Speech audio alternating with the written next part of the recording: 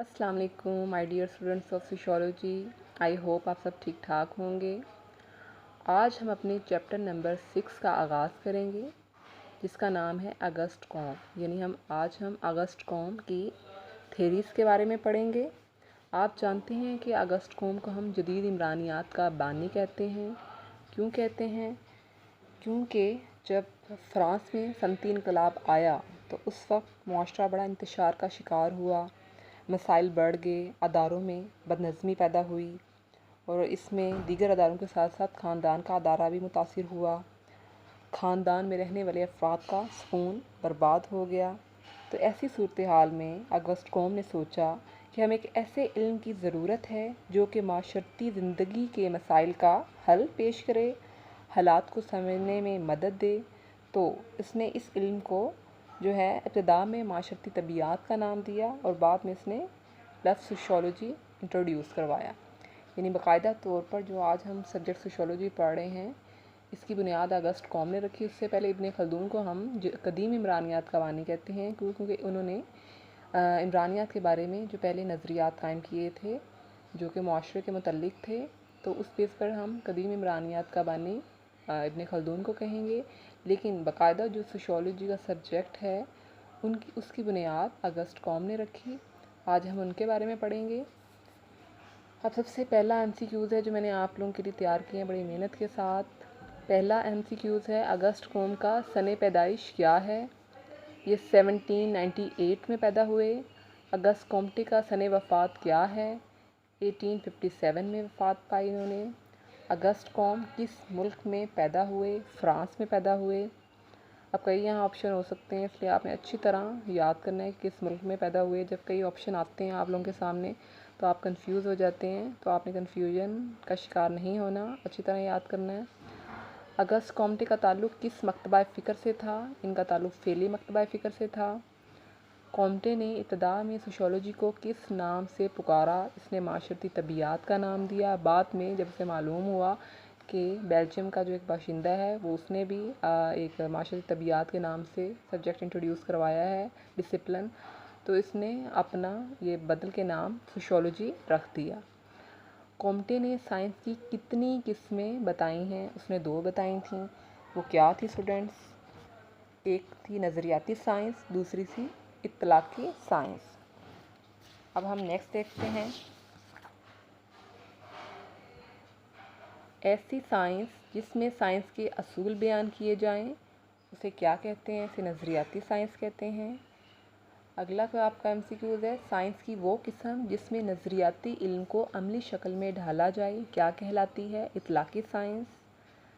Next है जहाज़, car, radio किस साइंस की मिसालें हैं? इत्तलाकी साइंस की। ऐसी साइंस जो कि ठोस और काबिल मुशाहिदा वाक़यात का मुताला करती है और उनको बयान करती है वो क्या कहलाती है? बयानी साइंस।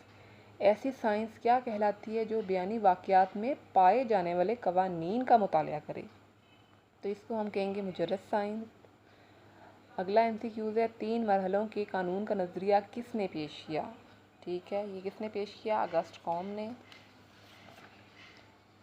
नेक्स्ट है आपका क्वेश्चन कि नज़रियाती इल्म में सबसे पहले आने वाला इल्म कौन सा है? वो था रियाज़ी। यानी कि तमाम मालूम एक सीढ़ी की तरह अपना उन्होंने सिलसिले, एक सीढ़ी जिस तरह एक होती है उस तरह वो आगे से आगे उन्होंने अपना सिलसिला कायम किया। तो उसमें जो रियाज़ी है वो सबसे पहले वजूद में आया ये सब्जेक्ट। नेक्स्ट है साइंसी इल्म में सबसे नई साइंस को क्या कहा जाता है? इमरानियात। यानी कि जो तमाम मालूम अपनी आमद में उन्होंने एक सिलसिला कायम किया था एक सीढ़ी की तरह एक दूसरे के ऊपर आगे से आगे बनते चले गए। तो उसमें सबसे लास्ट जो कि जदीद साइंस है वो है इमरानियात। ठीक है। नेक्स्ट है कॉम्टे के मुताबिक हर इल्म अपनी अफज़ाइश के दौरान कितने मरहलों से गुज़रता है? 3 मरहलों से गुज़रता है। वो कौन से थे मरहले स्टूडेंट्स? एक इलाहियाती मरहला, दूसरा था माबाद तबीयाती मरहला, तीसरा था असबाती मरहला। ये 3 मरहलों से कोई भी इल्म गुज़रता है। आगे है कॉम्टे के मुताबिक इलाहियाती मरहले का ताल्लुक़ किस सन से था? यानी कौन सा उनका दौर था? वो था 1800 से पहले का दौर। माबाद तबीयाती مرحلے میں واقعات کی وضاحت کس رنگ میں کی جاتی تھی یا کس انداز میں کی جاتی تھی؟ تو یہ ہر واقعے کی وضاحت وہ بڑے فلسفیانہ انداز میں کی جاتی تھی اس دور میں۔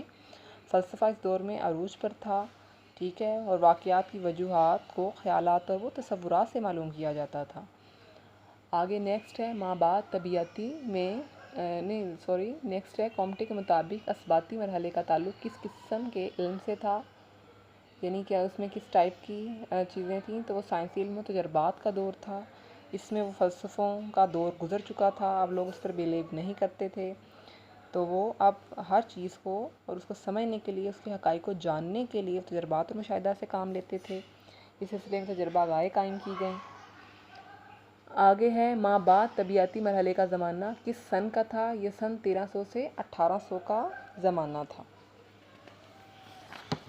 نیکسٹ ہے کومٹے کے مطابق عمرانیات کی کتنی اقسام ہیں؟ کومٹے نے عمرانیات کی 2 اقسام بتائی ہیں، ایک حرکی عمرانیات اور ایک ساکن عمرانیات۔ نیکسٹ ہے عمرانیات کی کس قسم میں معاشرے کے قیام کی حالتوں کا مطالعہ کیا جاتا ہے؟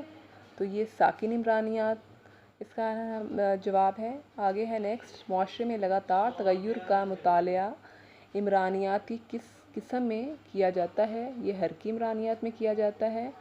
معاشرتی ارتقاء ایک کیسا عمل ہے؟ معاشرتی ارتقاء ایک قدرتی عمل ہے۔ اوبویسلی بچے آپ جانتے ہیں کس طرح ہم ارتقاء کو ہمیں قدرتی عمل کہیں گے، جس طرح کہ انسانی جسم ہے اس کی اگزامپل بھی ارتقاء کی ہے کہ وہ بھی ایک فطری مراحل سے گزرتا ہے، یعنی ایک بچہ چھوٹا ہوتا ہے، پھر جوان ہوتا ہے، پھر بوڑھا ہوتا ہے، یعنی اس طرح اس چیز کو ارتقائی عمل کہتے ہیں جو ایک قدرتی عمل ہوتا ہے، اور سٹیپ بائی سٹیپ آگے اس نے بڑھنا ہی ہوتا ہے، اسے روک نہیں سکتا، ٹھیک ہے۔